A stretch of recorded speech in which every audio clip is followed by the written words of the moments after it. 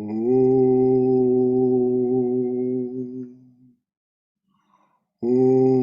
Sahana Vavatu Sahano Bhunaktu Sahaviryam Karavavahai Tejasvina Vaditamastu Mavidvishavahai.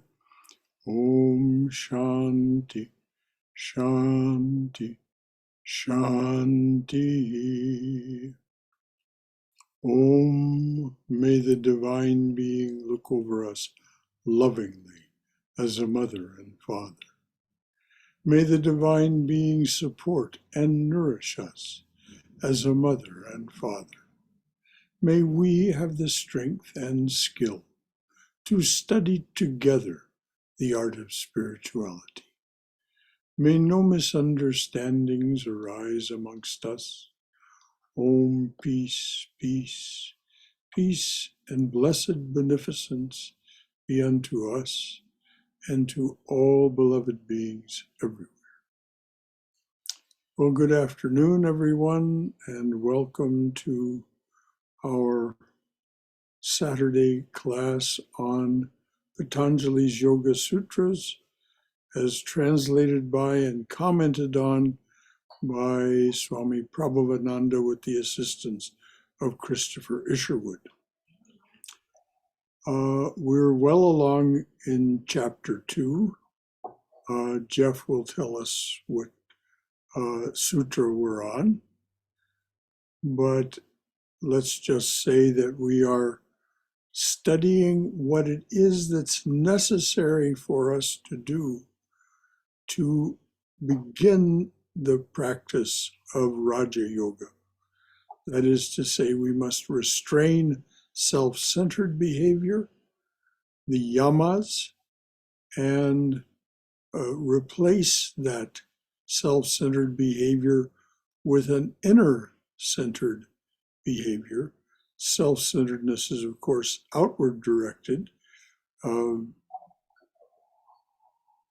The observances or niyamas, which is what we're studying now, are inner directed. What is it that we need to do to replace that,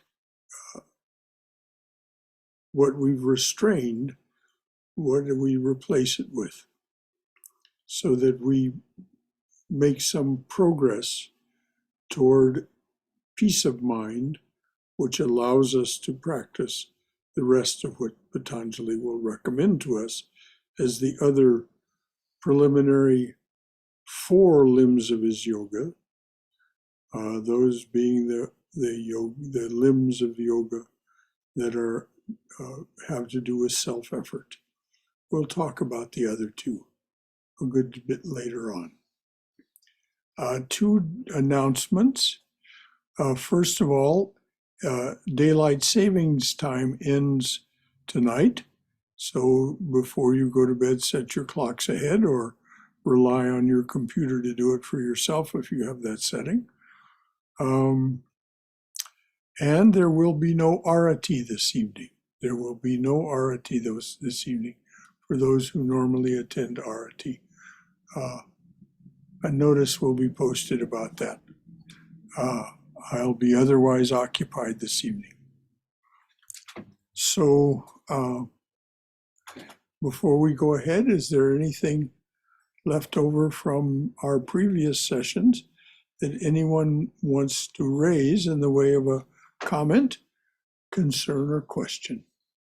Anything that we've discussed before that, as you reflected on it, seemed unclear and wants more clarification?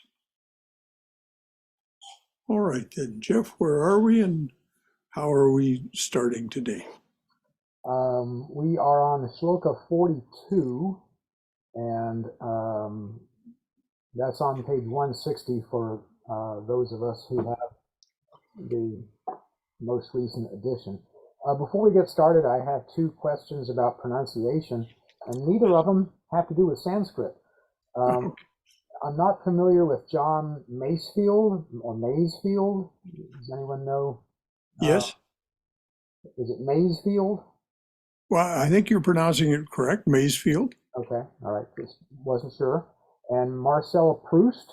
Marcel Proust, Okay, exactly. It's the French is pronounced, the Proust is pronounced as if there were no O there. It's just Proust. merci. Pas de quoi. So, Shloka 42. As the result of contentment, one gains supreme happiness. Short and sweet, I'll read it again. As the result of contentment, one gains supreme happiness. It is well worth analyzing the circumstances of those occasions on which we have been truly happy. For as John Masefield says, the days that make us happy make us wise. When we review them, we shall almost certainly find that they had one characteristic in common. They were times when, for this or that reason, we had temporarily ceased to feel anxious, when we lived, as we so seldom do, in the depths of the present moment, without regretting the past or worrying about the future. This is what Patanjali means by contentment. There is also, of course, the happiness which comes from the satisfaction of a desire. This can be very vivid, but it is limited by its own nature to be a comparatively short duration. For the satisfaction of one desire immediately gives rise to another, and so the moment of happiness ends in further anxiety. And even the satisfaction itself has, as it were, an ever-present shadow behind it. Marcel Proust, writing about sexual love, says that it contains a permanent strain of suffering which happiness neutralizes, but which may at any moment become what. Let me just try that again. Marcel Proust, writing about sexual love, says that it contains a permanent strain of suffering which happiness neutralizes, but which may at any moment become what it would long since have been had we not obtained what we were seeking, sheer agony. This unpleasant truth becomes very apparent in retrospect, and if you compare your memories, you will usually find that the moments of satisfaction have grown dim and confused, while the moments of contentment have remained through many years. Logically, there is no reason why contentment should cause happiness. One might, if one had never experienced it, reasonably suppose that an absence of desire would merely produce a dull, neutral mood, equally joyless and sorrowless. The fact that this is not so is a striking proof that intense happiness, the joy of the Atman, is always within us, that it can be released at any time by breaking down the barriers of desire and fear which have been built around it. How otherwise could we be so happy without any apparent reason? Please read that again and let us be mindful of the fact that this state of happiness or contentment is in fact our true original nature. It is an attribute of our true original nature. Come and sit here if you wish, Glenn. So, reading the last paragraph of the commentary again. Logically, there is no reason why contentment should cause happiness. One might, if one had never experienced it, reasonably suppose that an absence of desire would merely produce a dull, neutral mood, equally joyless and sorrowless.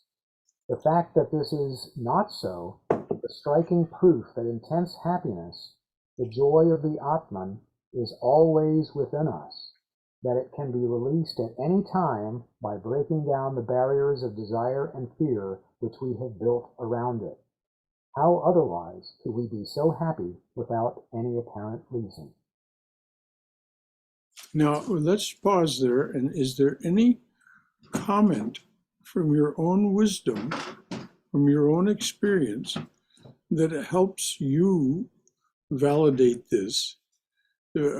And or is there any question in your mind that this is a truth? I'm just wondering if there is a distinction between Stephen, you need to turn yourself up a bit. is there a distinction and contentment? There we go. Now we can hear you. Please say it again, Stephen. Yes. Is there a distinction here between happiness and contentment? And if so, would you explain? Contentment gives rise to happiness.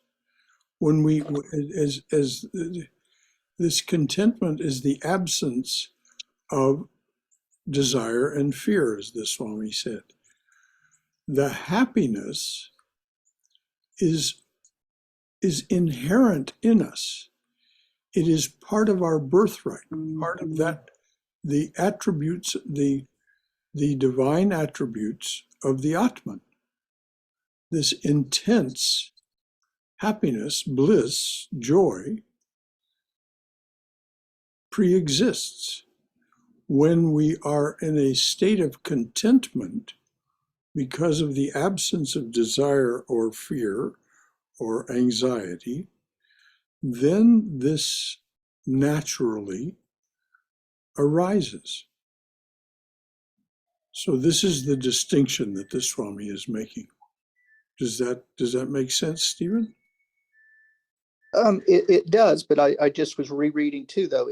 He starts off and he says, as the result of contentment, one gains supreme happiness, as though happiness is that contentment leads to happiness. Well, that's exactly it. That's it. That's precisely it. When we are in a state of contentment, happiness arises. It's the contentment. We may be happy for some other reason than being content. But as Proust points out, and as so many country and Western songs will tell you, everything was fine, and then everything went to hell in a handbasket. And I was happy, and now I don't know how I'll ever be happy again. So the idea of happiness can come from circumstance, but as was pointed out by Masefield and Proust, there is that is a limited situation, whereas the true happiness that is part of our birthright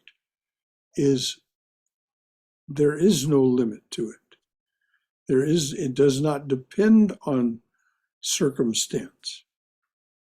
It pre-exists, it is ever there, and like all of our other divine attributes, remains to be discovered, uncovered. And so contentment, as the Swami says, which is not a happiness itself, it is this absence. Contentment is an absence of those things that make us unhappy. Somebody has their mic open, and we're getting some sort of electronic or other sound. It's gone. Okay. So does that get it, Stephen? Yes, that helps, brother. Thank you. Yeah, we don't need to cut this too fine. It's not. This is not a debit and credit ledger here. We don't have to decide which column it goes in. We just have to decide that we will do those things that Patanjali suggests that lead to contentment, trusting that will produce this state of real deep, abiding happiness? I think I've tended to not ever particularly like the word happiness. And I have, for the most part, I try not to think in terms of, am I happy today? Am I not happy today? And I tend to associate it, that at least how it's used by many people, is it depends so much on those external circumstances. Well, that's exactly the distinction that the Swami is making. That true happiness that deserves the word happy does not depend on external circumstances. It depends on the absence of those external circumstances.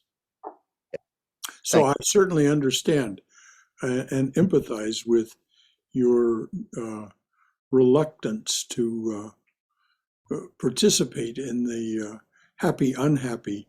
That's why I referenced what I did from the country and Western songs. They're very poignant about how transient happiness is and how easy it is to shatter it. And once it's shattered, how hard it is to get it back, because it depends so much on the circumstances that promoted that kind of happiness. So I certainly understand your reluctance to involve yourself in that. Anything else from anyone?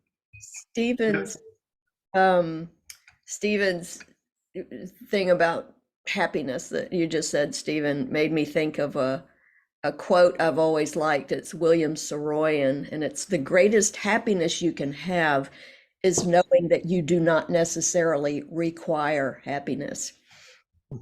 Yes. For those of you who don't know the work of William Saroyan, highly recommended. He wrote a book called The Human Comedy, and he wrote a book of short stories called My Name is Aram, A-R-A-M, both of which are highly recommended for those who like to read very, very good fiction. Saroyan, S-A-R-O-Y-A-N, Saroyan. So that wasn't really what I was going to say, but I wanted to say that first. I was in the kitchen listening and making coffee when Jeff was reading the beginning of this commentary on 42.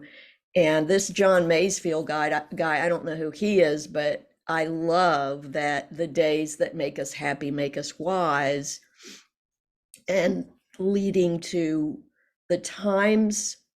These are the times when, for this reason or that reason, we had temporarily ceased to feel anxious. And you talked about anxiety what is anxiety? It's fear. It's fear of something, worrying about something that isn't happening in the present moment. Mm-hmm. And just to kind of relate this to my own personal experience, which I feel like it's really important for us to be able to do. And boy, howdy, speaking of boy, howdy, I can really relate to this week, because I had kind of an amazing week where and it also relates to karma yoga, which we're studying this month, and devotion and turning things over to the divine, all of it. I had two big fears that usually would keep me from doing something. And I would have all the intellectual reasons why, oh, yeah, well, this is a good decision not to do this. But it was really based on fear. And twice this week, totally different situations, I found myself doing these things anyway.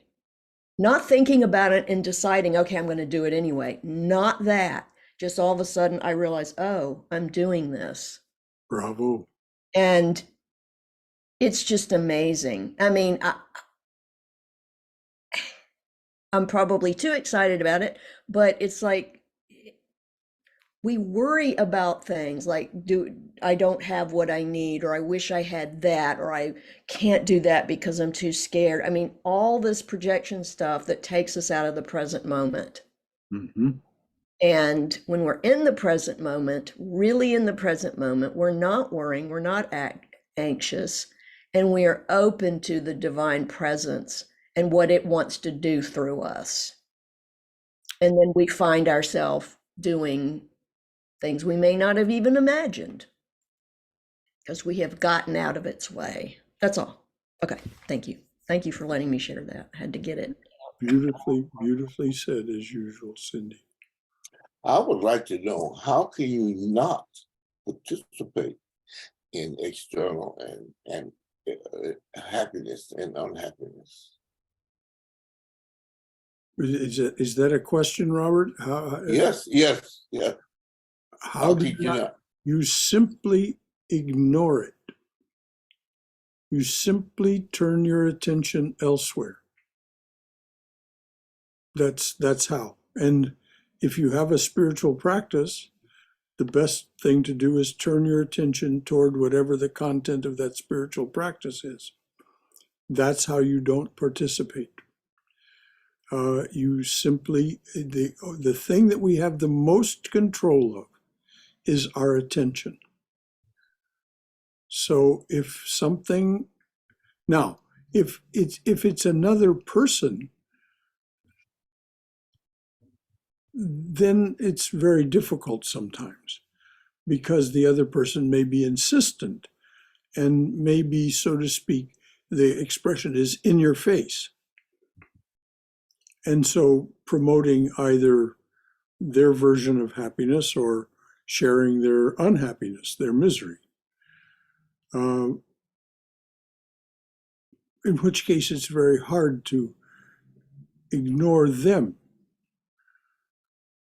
The thing that we find over time is those people who persist in doing that kind of thing with us, getting in our face, either positively or negatively. If they insist on sharing their momentary joys as well as their persistent misery, we find that we just simply begin to avoid their company and seek a different kind of company or solitude. So that's the explanation from here, Robert, about how you don't participate. Does all of that make any sense to you? Yeah, if you could do that, yes, I guess that would do it. Well, that's if you're going to practice your music and somebody wants to occupy your attention, but you know you need to spend that time practicing your music, you, in one way or another, invite that person to leave you alone, to leave you to your practice. I would imagine that's the case. Because otherwise you wouldn't, if you have a person who persistently wants to take up your time when you need to practice, you need to practice, otherwise you can't sustain your musicianship. So but it is the other people and other living beings are animals and so on. They're the things that are the most difficult for us to deal with. But even there, we need to set our boundaries and be clear with other people about what is permissible and what is not. Otherwise, we simply are allowing ourselves to be a victim, which is a completely inappropriate state of being and mind for a spiritual aspirant.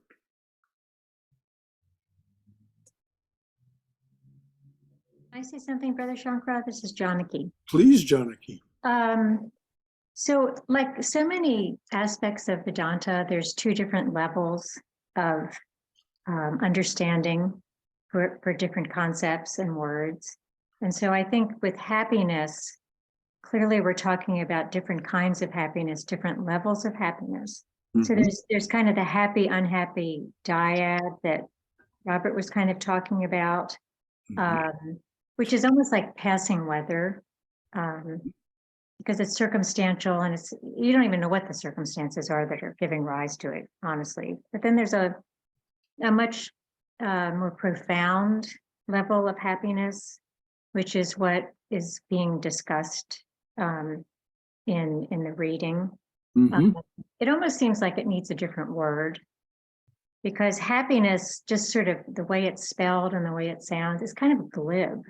Yes, that's what Stephen was pointing out. Yeah, Yes. it's not, it doesn't really capture, for me at least, kind of how profound this other essence is. Well, this is why the word is often used. The word is bliss, Okay, or a kind of spiritual ecstasy that certainly is a happiness. But as you say, other words apply to it for that more profound statement, for that more profound state of being. So bliss, joy, there's other words that we use, but bliss is the one that's most often used in spiritual contexts. That one feels blissful. and I think that's one reason that it's often easy to get confused talking about these ideas, because it's not just the happiness word. It's also like, I guess the biggest thing for me is when you talk about you, who is you? Mhm. Which you is it? Which happiness is it? There's just innumerable we were talking about misery the other week, and we got all turned around with sin and misery connection and why did you say that and everything. And we kind of focused on, well, sin is kind of not what you're thinking of. It's really missing the mark. But misery too, it's like not really the miseries of the quotidian here. I think it's the misery of disconnection from the divine. Well, this is the underlying. Right. And so again, these two levels, and we're like, who's talking here? Right. Well, where am I exactly? So Well, anyway, that's all I had. thank you, Janaki. Thank you as always. Very articulate. Brother Anything Shaka, else? Yes. this is Jeff. To comment on what Janaki was just saying, I think it points up how we're trying to use language, which is an imprecise way of communicating, and trying to understand sublime truths with this limited language that we have. I was thinking that joy is a good word because most children are genuinely joyous when they're young, and then as we grow up, we start putting conditions on that joy or conditions on our happiness, and I think then it takes the rest of our lives to try to sort through that. And I think as we age, there's some good things about aging, and one thing is we eventually figure out how to live our lives and don't get too hung up on it, and we start to loosen the conditions that we have on our happiness. And then if you're really lucky, you're studying something like what we are pursuing, and that gives you more clarity as you try to disassociate yourself with these conditions on happiness and find the genuine happiness that is your birthright that you came into this world with. Yes, exactly. And you are so right about the imprecision and unreliability of language as a way of communicating about these profound things, which is why any spiritual teacher will tell you, if you really want to understand these things, take them inside, take them into your spiritual practice, descend into the silence, and there you will find the true meaning of these things, But when you come out, as Tom Carr so often remarks, when you come out from that state, you simply can't express it. You do the best you can, but language is imprecise. As Meister Eckhart says, the language of God is silence. All of our spoken and written tongues are at best a poor translation. And so this is just a way of validating everything you said, Jeff. It's but the idea is that we can understand in a way that is not intellectual at all. It has nothing to do with the left mind.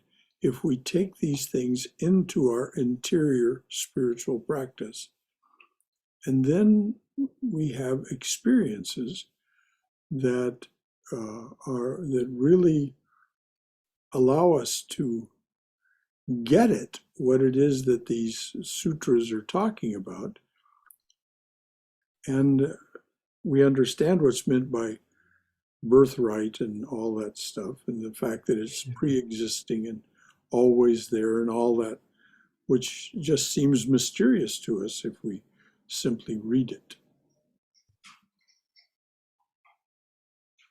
Anything else from anyone?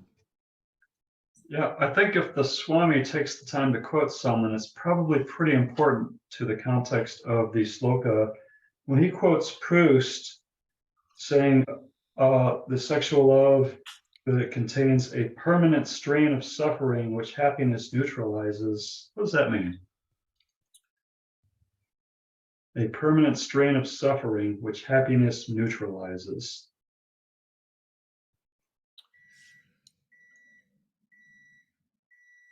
He's pointing to the fact that we will not find happiness in sexual love. Mm-hmm. It contains misery. If we access what does bring us happiness, it neutralizes not only that misery, but our desire for that sexual love.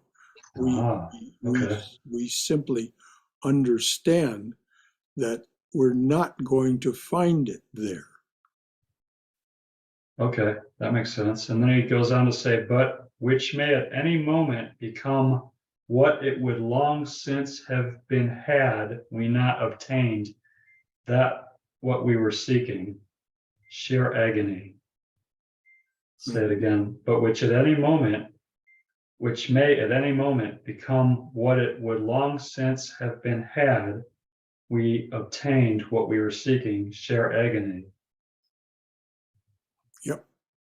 Brahmadas, there should be a comma there. The way I read it is, but which at any moment become, this is a tough sentence, but which may at any moment become what it would long since have been had we not obtained what we were seeking, sheer agony. Okay, so there's a comment after the bin, I think.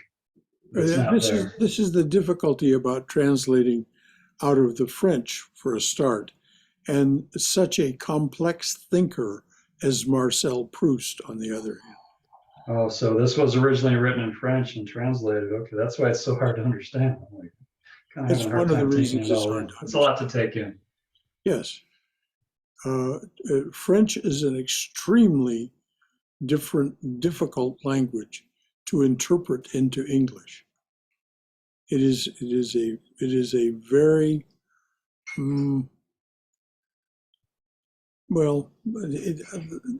let me just say, I speak French and I know what I'm talking about. It's very difficult to say in some of the things in English that you can say in French, and vice versa. So there we are. Yes. I just had a couple of things that came to my mind from Bhagavad Gita. One is when Ramdas was, as Ramdas was saying this is what Krishna said. See, a desire, when the desire is fulfilled, you come with fear, because the fear is you might lose that, whatever the desire, whatever the thing you got it, there is always a chance you could lose it. Mm-hmm. And this is what exactly, that's what he meant. I think this is what, so that is one of the agony you feel all the time. You earn money, but all the time you think, oh, I might lose it. You never know. Right. The It's same true. thing with the sex and all these things. That's number one. The number two, regarding the contentment, if we go back and think, what is the root for the contentment? The contentment comes because of the mainly two things, Viveka and Vairagya. See, Viveka tells you what is real and what is unreal. So you don't have to worry too much about the unreal things. And the Vairagya gives you the idea, actually Vairagya is not letting it go. It is actually the attachment, what you have with whatever you have or anything. So this is exactly leads to again, to the fear, because whatever you have, that is that attachment that gives you more worry than the actual thing itself. And this is what exactly, when, these two leads to contentment. How do you get that contentment? Because your desires are getting less. Right. Then once your desires are less, what happens? Your mind becomes more calm. And because this is what Ramakrishna says, a pure mind. What is a pure mind? A pure mind is thoughtless mind.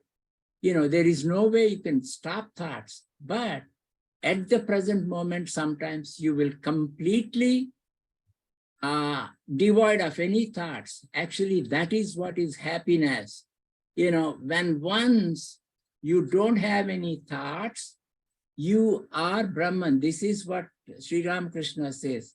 Now, before you go too far down this road, That is what, remember that you're talking about the state, this being without any mental modifications or thoughts, is the state that is the goal of yoga.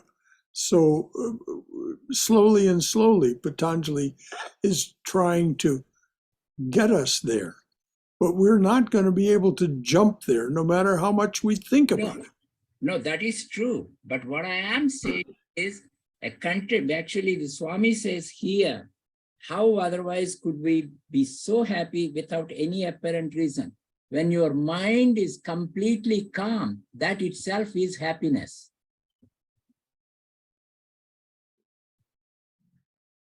If it's completely calm, Yes.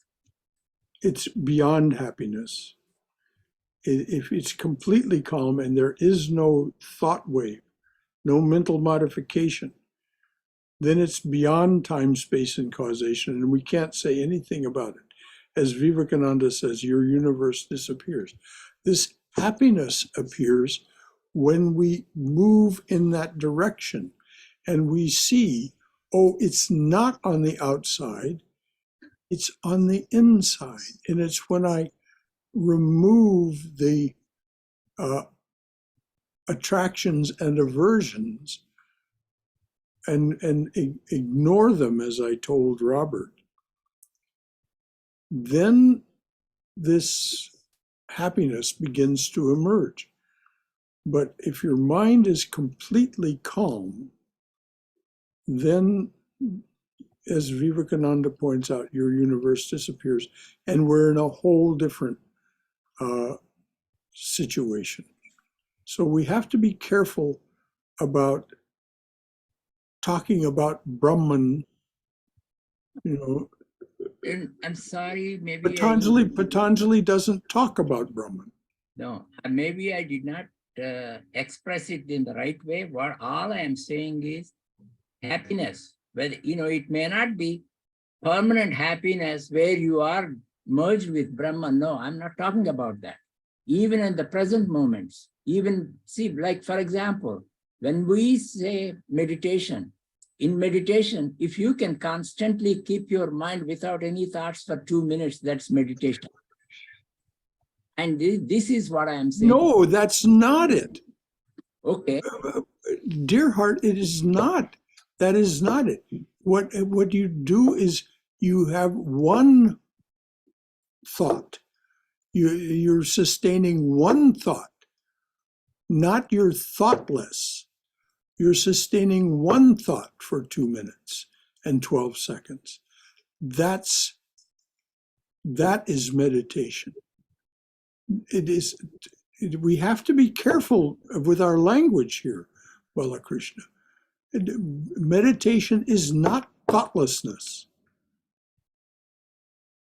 No, but see, this is what maybe the language is say that, but what I am saying is actually meditation is when you don't have any thought, that is where there is union. That is what samadhi you call, maybe not meditation. No, meditation is not being without thoughts. Meditation is the maintenance of one great thought. It is not, and it may be a visualization, it may be a mantra. Meditation is not thoughtlessness. We have to be very careful here. And Patanjali is not, we're way not down, far enough down the road to really bring this into it, Balakrishna. We mustn't jump ahead, because what we're talking about here is the process by which we attain contentment and therefore happiness. Contentment is one of the niyamas. So that's what we're talking about. So to bring in meditation and to bring in Brahman, to bring in all these things, please let us not go that far. Let's not try and jump to the goal. Let's focus on the process. Okay. No, all I was saying is the root. But we know. Contentment is the same thing. Okay.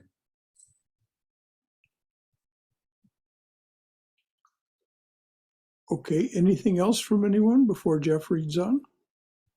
Brother, just briefly, I remember from one of our discussions a few months ago, you said something that I found really helpful. And I'd written it down. You said, before realization, mithya is your reality. Mm-hmm. And I was listening to a talk this morning by Swami Sarvapriyananda, and he talked about, well, the ultimate reality and the relative reality. And I think Jonica said a little bit earlier too, this distinction. You're talking about the higher self, the lower self, and I think often, I know for me, it's taken me a long time, and I'm still trying to appreciate those distinctions more. But I know that for a very long time, it caused me a lot of confusion, because I kept hearing so much about the goal, as you're saying, that I was struggling with how one could possibly reach the goal, because that seemed to be the focus, without having the tools to go along the path to the goal. Well, that's exactly what we're discussing here, is the tools, the process.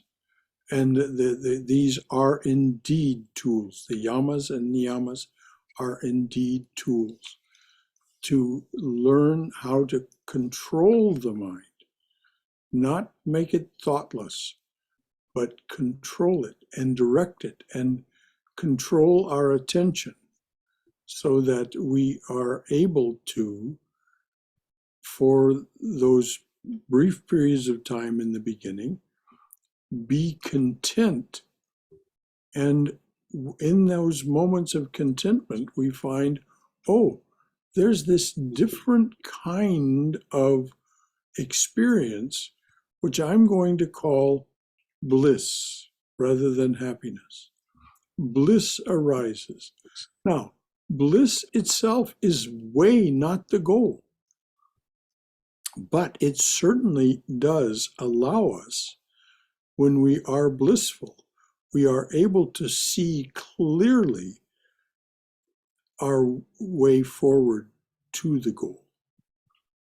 And this is where Patanjali will lead us with the rest of the niyamas and then the rest of his limbs of yoga. This is a workbook, a process. And it is a toolkit. And that I'm really glad you brought up that term, Stephen. This is a toolkit we're being given. So anything else about this business about the niyama of contentment? Yes, brother, this is Jeff again. Just to follow up on what Stephen was saying, I would think that if you're focused on the goal, if you are saying to yourself, I've been at this for 5 years, I haven't had samadhi yet, what's wrong with me? You're just by having those kinds of thoughts, you're putting yourself farther away from ever reaching the goal, because you're putting a condition on your bliss. You're putting a condition on your happiness. Precisely. And so from what I'm reading, I'm not speaking from personal experience, but from what I'm reading, you give the goal to God or to Guru, and it's not your concern. Yes. Your concern is doing the practices, trying to have a good meditation, and not worrying about the goal. The goal will come if you're doing it right. Yes. And the more we practice, the more we understand that the journey itself is the goal. We really don't know anything about this goal that's, so to speak, out there somewhere. We don't know anything about what the word kaivalya means. We have no idea what it means to be independent of any condition. We just don't have any idea. So, and Patanjali says you won't have any idea at all until it happens. And then when it happens, you may or may not return to your body. Some very few people return to their body in order to be a teacher. But they don't try to tell us what it's like to be in that state of being of kaivalya. They tell us patiently, this is what you'll do in order to move in that direction. And this is what Patanjali is doing. Brother Shankara, Yes, dear. so bliss, however nice, even the very deep bliss we're talking about here, is still just an experience. Yes, And like exactly. any experience, it begins and ends, and it's Yes. not it, because it is unchanging. Yes, exactly. But it can be Eternal, unchanging, Infinite, infinite. Yeah. undivided. but it can be a taste of it. Oh, yes. Yeah, I think it's a taste, and I think it's a good sign. Well, it's inevitable. We will have that experience of bliss because it is our inherent nature. We are Satchidananda. We are absolute knowledge, absolute existence, absolute bliss. That is the nature of the Atman.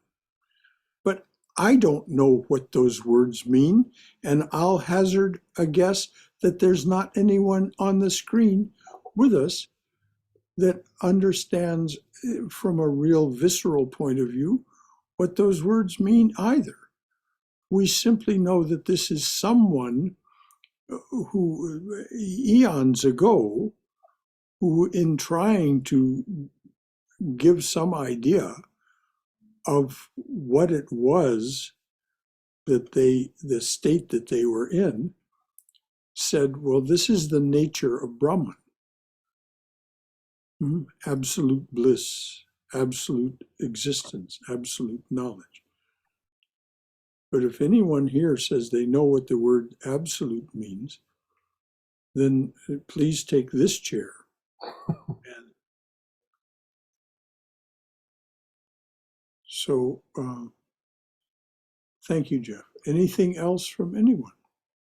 Brother Shankara, Yes, Leo. just wanted to interject on what you just said. I have a friend of mine who I do some spiritual studies with, and one thing he always reminds me of is kind of similar to what you said, is to remember that I can only really understand the text of what the great teachers like Ramakrishna, Jesus, and whoever Buddha say from my level of understanding. Like I can't understand what they're truly saying because they're at such a much richer level of consciousness than where I am currently, that where I am presently, I can't truly understand what they're actually saying, but I can understand what they're saying from my level of understanding. Yes. Yeah. Precisely. And that's the best that we can do. And our level of understanding is masked by our inherent ignorance. So the more we dispel the ignorance by our spiritual practice and our spiritual study, the more understanding emerges, because it's already there, which is what the great teachers all tell us. Christ said, seek ye first the kingdom of God.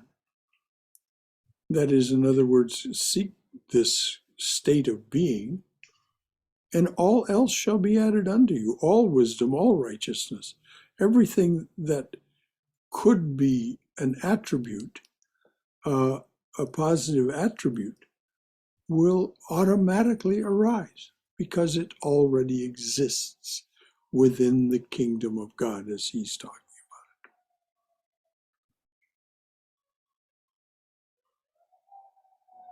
it. Anything else from anyone?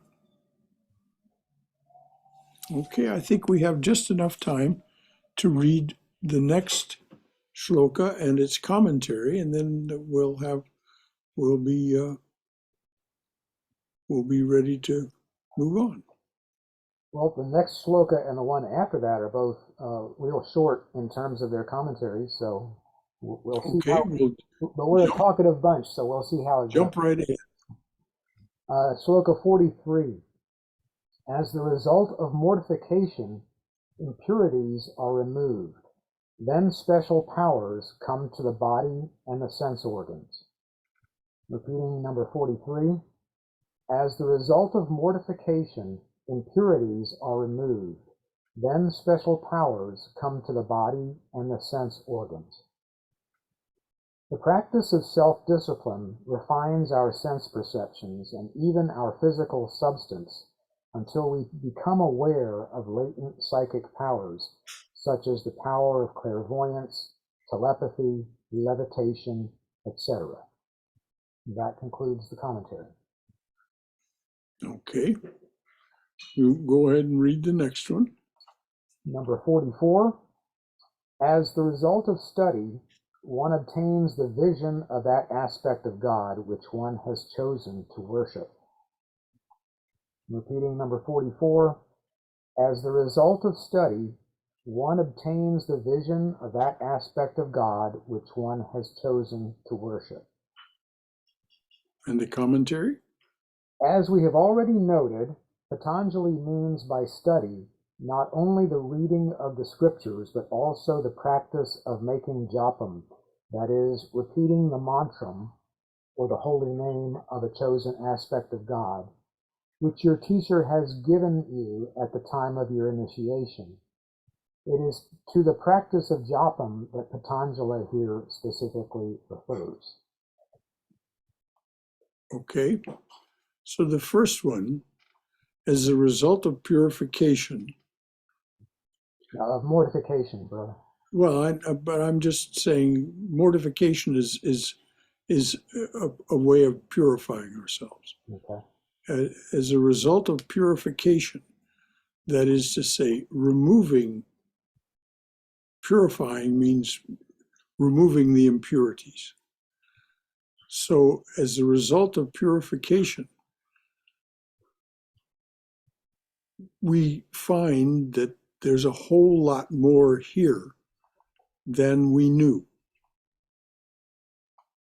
The things that he mentioned specifically are not spiritual powers, clairvoyance, telepathy, levitation. These are psychic powers. They're inherent within us. That's why those people who practice as Raja Yogis are tempted, as the Buddha was tempted, by these powers. They're a detour. They are a missing the mark. And they can be very treacherous, as will be pointed out, as has been pointed out earlier. So and when we get into the chapter on the powers, the third chapter, we'll see that both Patanjali and the Swami warn us very sternly not to exploit these things that are a result of our spiritual practice. And then this 44 talks about getting the vision, the visualization, and it may come as a feeling, it may come as an actual inner sight. It may come in many, there are many ways that it can come. But you will actually have an experience of your divine ideal, your chosen ideal. Now, the Swami points immediately to the mantra as a way to do this, and it is something that is pretty much universally taught in Sanatana Dharma, that the repetition of holy names leads to the experience of what is behind the name. As Chaitanya says, various are thy names, O Lord. In each and every name, thy power resides. And that power, chant the name of the Lord and his glory unceasingly, etc. And so all of this is available to us through chanting the name. Now, you can get a mantra through initiation from any number of teachers. The Ramakrishna order teachers, of course, give what's called mantra diksha, mantra initiation, and they give you a mantra that is suitable to you and will produce the desired effects. Any other comments or questions from anyone?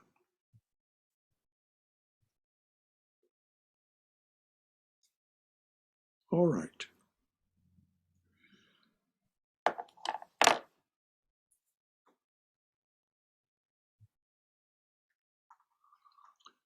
Om Hari Om.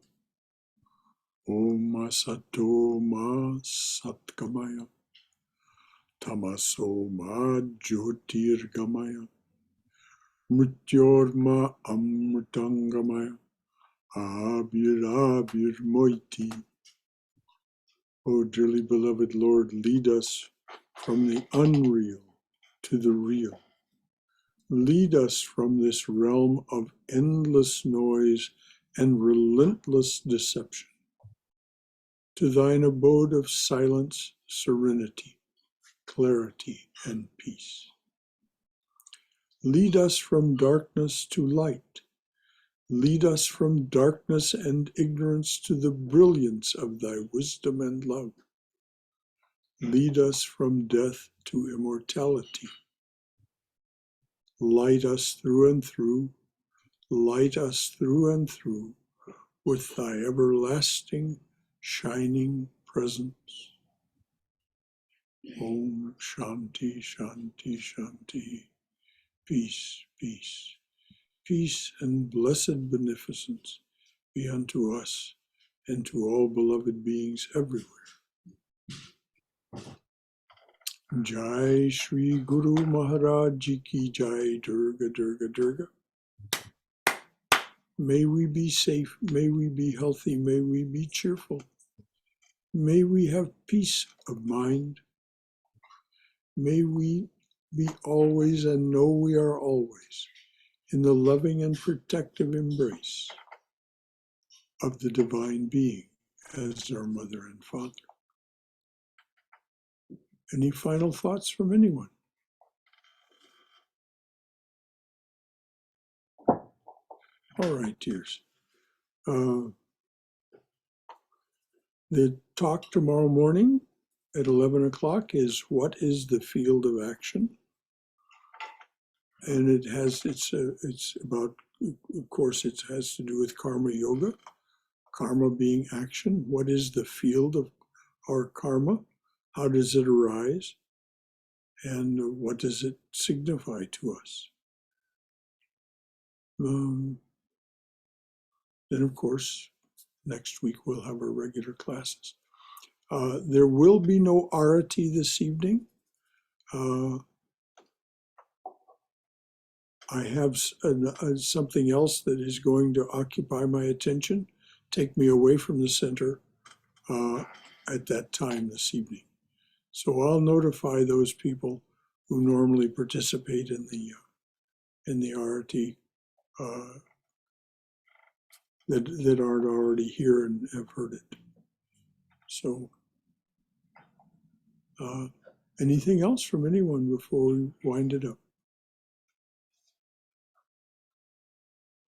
Okay, dears. Until tomorrow morning, for those of you who decide you want to be with us,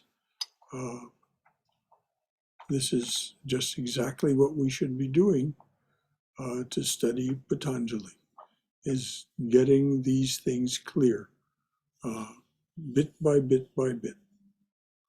Otherwise, it's just words on a page. Until next time. Thank you, brother. Thank you, dear.